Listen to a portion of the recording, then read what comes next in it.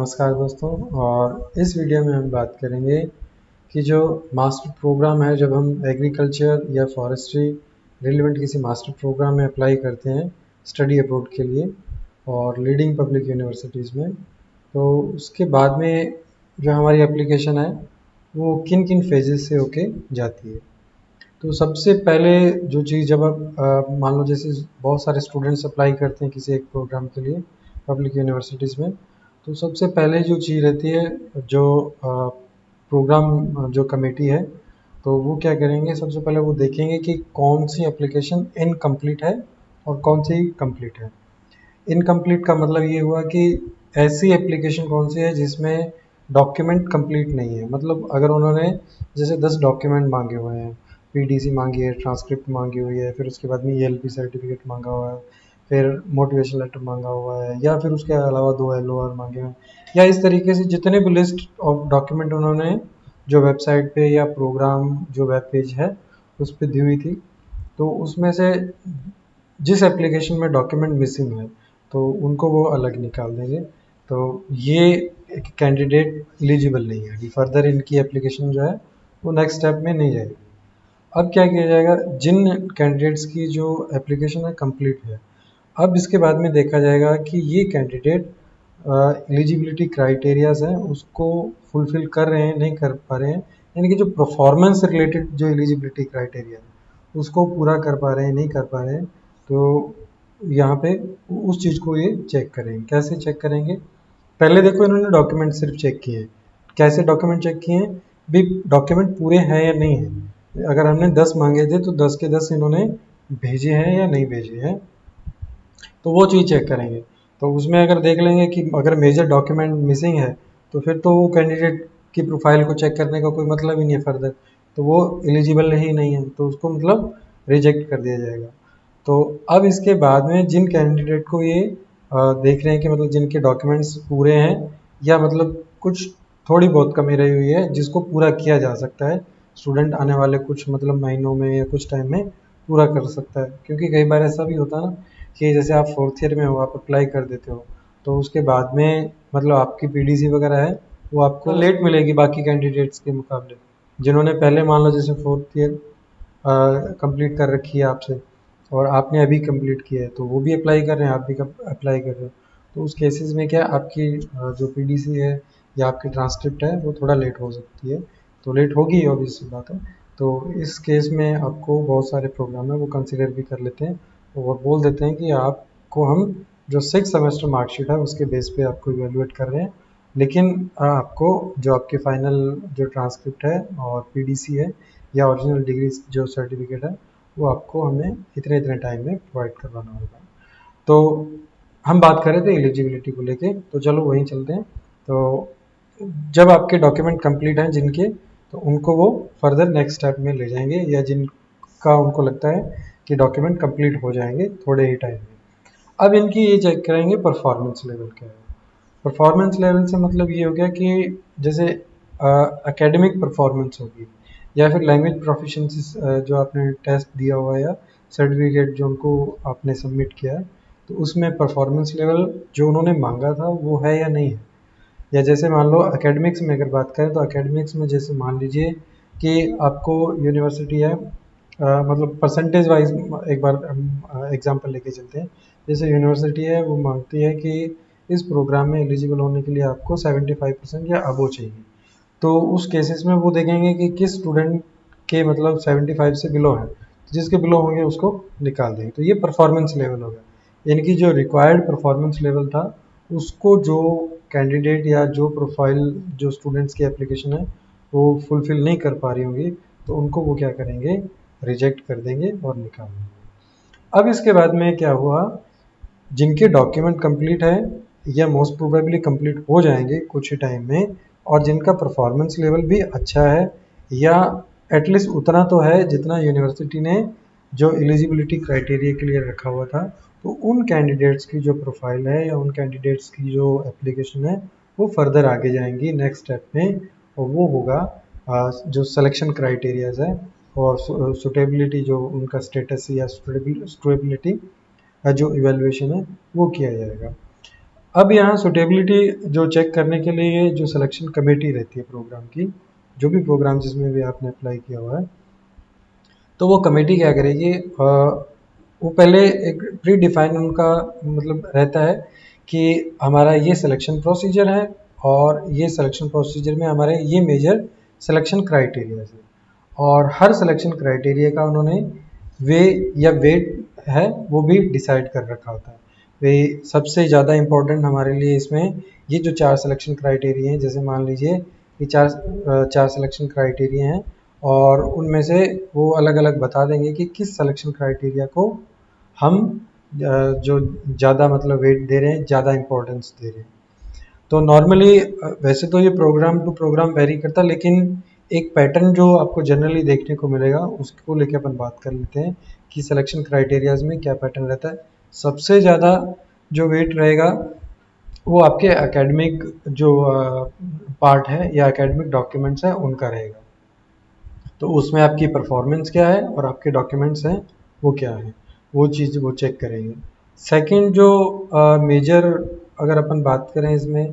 कि जो major important selection criteria है वो रहेगा आपका स्टेटमेंट ऑफ पर्पस, या फिर जिसको आप मोटिवेशन लेटर कह दो, और साथ ही साथ में कुछ कुछ एप्लीकेशन में स्टेटमेंट ऑफ रिसर्च इंटेंट और स्टेटमेंट ऑफ इंटेंट, और कभी कभी रिसर्च प्रपोजल भी मांगा जाता है। मास्टर्स एप्लीकेशन की ही बात कर रहा हूँ मैं।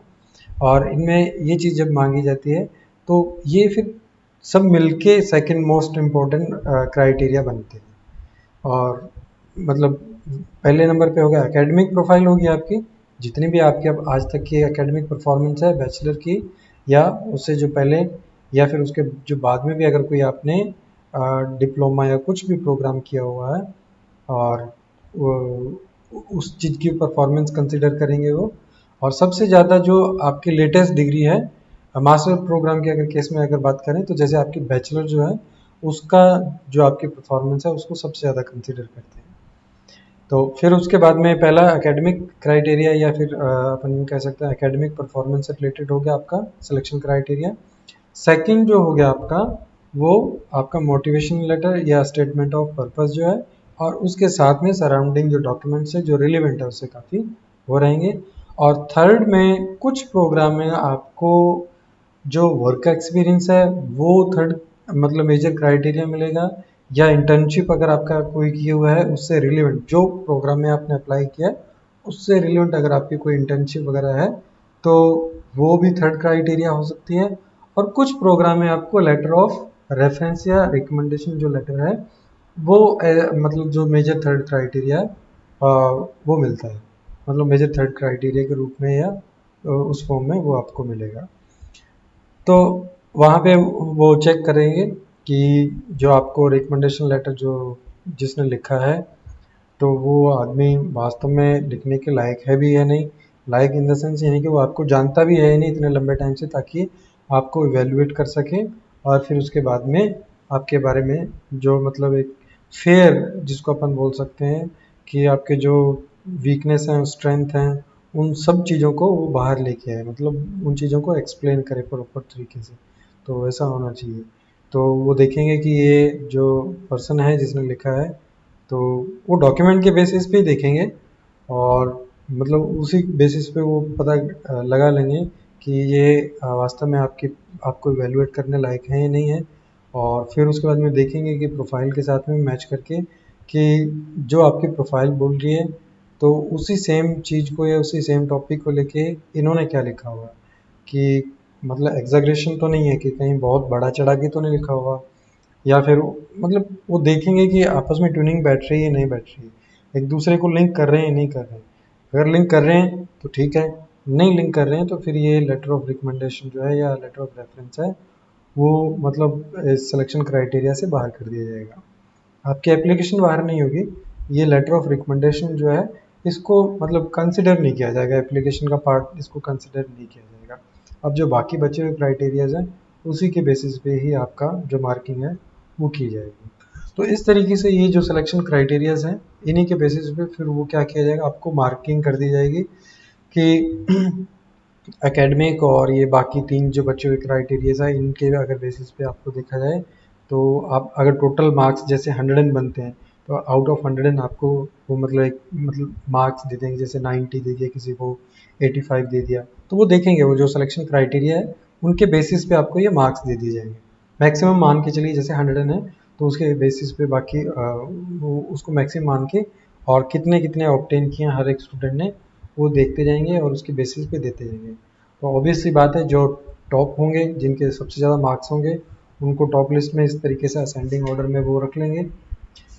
और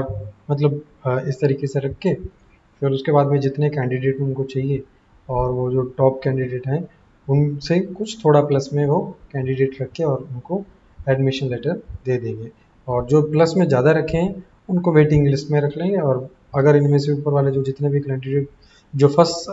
जो सिलेक्शन जो लिस्ट आई है उसमें अगर मतलब रिस्पॉन्ड नहीं करते हैं या वो प्रोग्राम को सेलेक्ट नहीं करते हैं मतलब एक्सेप्ट नहीं करते हैं, मतलब एडमिशन होने के ऑफर लेटर आ चुका है इन कैंडिडेट्स को पर इन्होंने प्रोग्राम को एक्सेप्ट नहीं किया क्योंकि हो सकता है इनको कोई और प्रोग्राम मिल गया होगा, मतलब इससे बेटर प्रोग्राम मिल गया, ये इनकी फर्स्ट चॉइस नहीं होगी, ऐसा भी हो सकता है। तो उस वजह से वो कुछ जो कैंडिडेट हैं उनको वेटिंग लिस्ट में रखते हैं और जैसे फिर वो वेटिंग लिस्ट क्लियर होती है तो जो वेटिंग लिस्ट वाले जो कैंडिडेट होते हैं इनको वो कम्युनिकेट करती है, यूनिवर्सिटी जो है वो इनको कम्युनिकेट करती है कि अभी आप मतलब प्रोग्राम के लिए अभी आपका वेटिंग लिस्ट क्लियर हो चुकी है, वेटिंग क्लियर हो चुकी है और आप सेलेक्टेड हो चुके हो, आप इस प्रोग्राम को एक्सेप्ट करते हो या नहीं, तो इस तरीके से आपसे पूछा जाता है। तो उसका अलग अलग प्रोसीजर रहता है उनका, कोई मेल के थ्रू भी कर सकते हो आप या किसी जगह आपको कुछ एक्सेप्ट करना होता है यूनिवर्सिटी पोर्टल पर जाके और फिर उसके बाद में आपको मतलब आपका जो यूज़र पोर्टल होता है एप्लीकेंट पोर्टल उसमें जाके आपको सेलेक्ट करना रहता है कि yes I accept the place और ये I don't want to accept the place, इस तरीके से जो भी मतलब वहाँ पे केस बैठेगा। तो एक तो ये तरीका है, ये तो मतलब नॉर्मली जो अप्लाई होता है। अब इसके बाद में कुछ कुछ जगह पे ऐसा होता है कि कुछ प्रोग्राम्स में जो सिलेक्शन कमेटी है वो इंटरव्यू रखेगी, मतलब आपका वर्चुअल इंटरव्यू रहेगा, मतलब लाइव जूम या इस तरीके से कोई सेशन रहेगा आपका। तो उसमें वो उसको कई बार ऐसा करते हैं कि जो सिलेक्शन क्राइटेरियाज हैं उसी में ही मतलब एक पॉइंट रख लेते हैं कि आपकी जो इंटरव्यू परफॉर्मेंस है वो भी एक सिलेक्शन क्राइटेरिया रखा जाता है। और कुछ जगह ऐसा कर लेते हैं कि पहले जो बाकी वैल्यूएशन क्राइटेरियाज हैं जो सूटेबिलिटी के जो सिलेक्शन कमेटी है उसने जो डिसाइड किए हैं पहले उनके बेसिस पे इवेलुएट कर लेंगे, आपकी प्रोफाइल को उसके बेस पे चेक कर लेंगे। फिर उसके बाद में क्या करेंगे वो थोड़े ज़्यादा कैंडिडेट रख लेंगे, जैसे मान लो 20 कैंडिडेट को सेलेक्ट करना है तो वो क्या करेंगे 25 कैंडिडेट को उसमें रख लिया। अब क्या करेंगे, अब इनमें से जो ये 25 कैंडिडेट हैं इनका इंटरव्यू होगा सभी का और इनमें से जो 20 कैंडिडेट हैं जो टॉप जो रहेंगे परफॉर्मर रहेंगे इंटरव्यू में और उनको रख लिया जाएगा। लेकिन ये 25 लोग वो हैं जो सिलेक्शन क्राइटेरिया जो पहले डिफाइन किए हुए थे सिलेक्शन कमेटी के उसमें टॉप रहे हुए हैं। अब इन 25 को ही मौका मिलेगा इंटरव्यू का, इसके अलावा बाकी लोगों को इंटरव्यू का मौका नहीं मिलेगा। तो इसमें जो टॉप होंगे होंगे जो 20 और मान लो जैसे टोटल सीट्स 20 थे तो उन 20 को क्या कर लेंगे मतलब यूनिवर्सिटी सेलेक्ट कर लेगी और जो बाकी है जो 5 बचे हैं उनको फिर उसी तरीके से वेटिंग लिस्ट में रख लेगी। अगर कोई ऊपर वालों में से कोई जगह खाली होती है तो फिर उसको बुला लिया जाएगा। अब तीसरा केस एक और भी बैठता है इसमें, जब प्रोग्राम बहुत ही ज़्यादा कम्पिटिटिव होते हैं, किस तरीके के प्रोग्राम, जैसे इरास्मस मुंडस प्रोग्राम हो गए, इम्प्लांट ब्रीडिंग होगी या सूत्रोफोर सुफोनामा इस तरीके के प्रोग्राम है या डार्ट से रिलेटेड जो प्रोग्राम है जिसमें डार्ट फंडिंग है या फिर प्लांट हेल्थ जैसे प्रोग्राम है, तो इस तरीके के प्रोग्राम में फंडिंग मतलब फुली फंडेड प्रोग्राम्स रहते हैं। और इसमें फिर क्या रहता है कि हर कोई कहता है कि मुझे अप्लाई करना है और हर कोई चाहता है कि मैं सेलेक्ट हूँ। तो इस तरीके के प्रोग्राम्स में क्या रहेगा, एक और क्राइटेरिया वो यूज़ करते हैं, वो आपकी नेशनैलिटी के बेसिस पे भी आपको मतलब सीट्स अलॉट करते हैं। कैसे कि अब जैसे इरास्मस वाले जो बहुत ज़्यादातर प्रोग्राम है उसमें वो कंट्री के बेसिस पे देख लेते हैं कि एक कंट्री से एक पर्टिकुलर कंट्री से हम मैक्सिमम जो स्टूडेंट हैं जैसे 2 और किसी प्रोग्राम में 3, इस तरीके से उन्होंने मैक्सिमम लिमिट डिफाइन कर रखी होती है। और उन्होंने मतलब ये डिसाइड कर रखा होता है कि 3 से ज़्यादा हम किसी एक पर्टिकुलर कंट्री से कैंडिडेट्स नहीं लेंगे। तो वहाँ पे मान लीजिए जैसे ऐसा हो जाता है कि जो पहले मान लो जो टॉप 10 है, फॉर एग्जांपल मान लीजिए कि वो इंडिया से हैं, टॉप 10 जो लोग हैं उसमें वो इंडिया से आ गए। तो ऐसा नहीं होगा कि टॉप मतलब और टोटल सीट्स हैं जैसे मान लीजिए 25, तो ऐसा नहीं होगा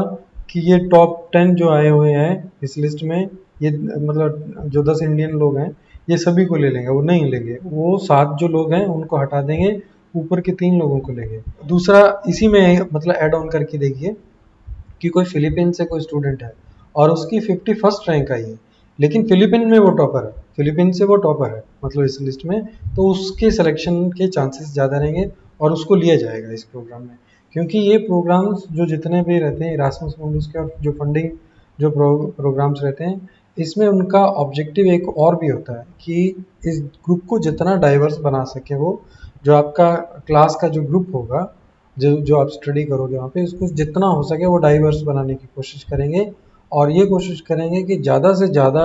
अलग डाइवर्स एरिया से या एथनिक ग्रुप्स हैं, अलग अलग जगह से लोग आएँ या स्टूडेंट्स आएँ और इस प्रोग्राम को स्टडी करें। और फिर उसके बाद में जो प्रोग्राम के ऑब्जेक्टिव हैं, कोई फूड सिक्योरिटी को लेके है या फिर हेल्थ को लेके है या मतलब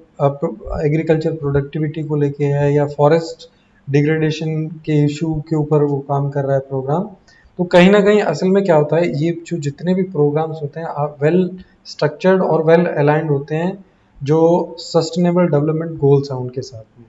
आप चेक करके देखना कभी भी कोई भी प्रोग्राम को, तो प्रोग्राम का क्लियर कट उन्होंने ऑब्जेक्टिव लिखा हुआ रहता है। कई बार वो एक प्रोग्राम जो होता है वो मल्टीपल ऑब्जेक्टिव्स को कंट्रीब्यूट कर रहा होता है, और कई बार ऐसा होता है कि वो मतलब किसी 2 या 3 ऑब्जेक्टिव है या कई बार सिंगल ऑब्जेक्टिव है, उस पर ज़्यादा फोकस कर रहा होता है, तो ऐसा हो सकता है। तो कुछ प्रोग्राम मल्टीपल ऑब्जेक्टिव हैं उसको मतलब टारगेट कर रहे हैं, कुछ प्रोग्राम एक या मतलब 2 या इस तरीके से थोड़े जो ऑब्जेक्टिव हैं उन्हीं को टारगेट कर रहे होते हैं। तो इस तरीके से जब आप देखोगे, तो हम बात कर रहे थे नेशनैलिटी वाले क्राइटेरिया को लेके, इस तरीके से आप जब देखोगे तो जो उनका ऑब्जेक्टिव है, प्रोग्राम का जो ऑब्जेक्टिव है वो ज़्यादा इस चीज़ से पूरा होता है जब वो डाइवर्स ग्रुप को कैप्चर करते हैं। क्योंकि डाइवर्स ग्रुप को या जो टारगेटेड कंट्रीज़ हैं उनमें से अगर रिप्रेजेंटेटिव आते हैं, वो सीख के और वापस जाते हैं, तो मतलब उनके कंट्रीब्यूट करने के चांसेस ज़्यादा होते हैं। भाई मान लो जैसे एक ही कंट्री से 10 लोगों को ले लिया, तो वहाँ उस कंट्री में तो मतलब अपन यूँ बोल सकते हैं कि उस प्रॉब्लम पे, जिस प्रॉब्लम को मिटिगेट करने के लिए या जिस मतलब इशू पे जो प्रोग्राम है वो टारगेट कर रहा था जिसको ख़त्म करने के लिए, तो उस कंट्री से तो ख़त्म हो जाएगा, लेकिन बाकी कंट्रीज़ की अगर आप बात करोगे तो वहाँ वो समस्या ज्यों की त्यों बनी हुई है। इस वजह से ये डाइवर्स ग्रुप को, डाइवर्स एथनिक ग्रुप है, जो डाइवर्सिटी है उसको ज़्यादा एम्ब्रेस करने की कोशिश करते हैं, ज़्यादा से ज़्यादा लोगों को लेने की कोशिश करते हैं प्रोग्राम में। और फिर उसके बाद में उनको मतलब ट्रेन किया जाता है एक तरीके से, उनकी कैपेसिटी बिल्ड की जाती है जो मास्टर प्रोग्राम होता है उसके थ्रू। और फिर उसके बाद में ये लोग वापस अपनी कंट्रीज़ में जाते हैं और ज़्यादातर लोग इनमें से अपनी कंट्रीज़ में रिटर्न कर जाते हैं और फिर वहाँ पे जाके जो ये लर्न करके गए हैं और उसके थ्रू ये कंट्रीब्यूट करते हैं। तो इस तरीके से हमने देखा कि जो हमारी एप्लीकेशन है वो किन किन फेजेस से होके निकलती है। सबसे पहले एलिजिबिलिटी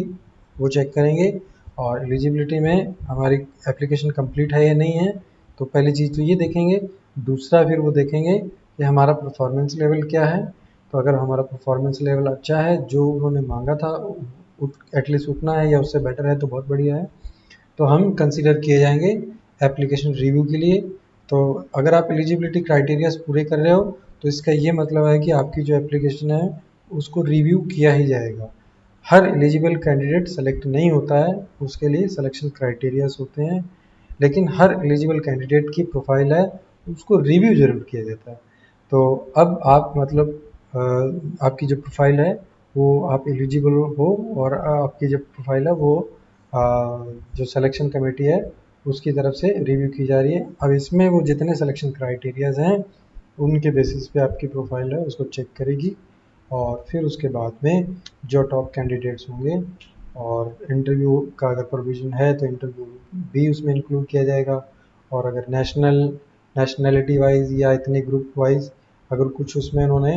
मतलब पैरामीटर्स रखा हुआ है कि इस कंट्री से हम इतने ही लोगों को लेंगे, तो उसको भी वो साथ में इंक्लूड करेंगे। जेंडर बैलेंस को बहुत मतलब फोकस किया जाता है एग्रीकल्चर और फॉरेस्ट्री वाले अपने प्रोग्राम्स में, तो ये चीज़ भी आपको देखने को मिलेगी। तो इस तरीके से सिलेक्शन क्राइटेरिया से इंटरव्यू, फिर उसके बाद में एक और क्राइटेरिया नेशनैलिटी वाला, ये करके और फिर उसके बाद में फाइनली आप सेलेक्ट होते हो, और ये प्रोसीजर रहता है। थोड़ा बहुत सिलेक्शन जो क्राइटेरिया और सिलेक्शन जो प्रोसीजर है उसमें हल्का फुल्का वेरिएशन मिल जाता है, लेकिन यूजुअली प्रोसीजर जो बेस कह सकते हैं या अपन कोर कह सकते हैं, वो इस तरीके से आपकी जो एप्लीकेशन है अप्लाई होने के बाद में इन फेजेस से जाएगी, और फिर उसके बाद में आपको, अगर आपकी प्रोफाइल अच्छी है और सिलेक्शन कमेटी ने आपको सुटेबल और आइडियल कैंडिडेट पाया है, तो यहाँ आपको गुड न्यूज़ मिलेगी एडमिशन लेटर वाली। तो इस तरीके से अपन देख सकते हैं। तो आज के वीडियो में अपन इतना ही डिस्कस करेंगे, और अगर वीडियो अच्छा लगे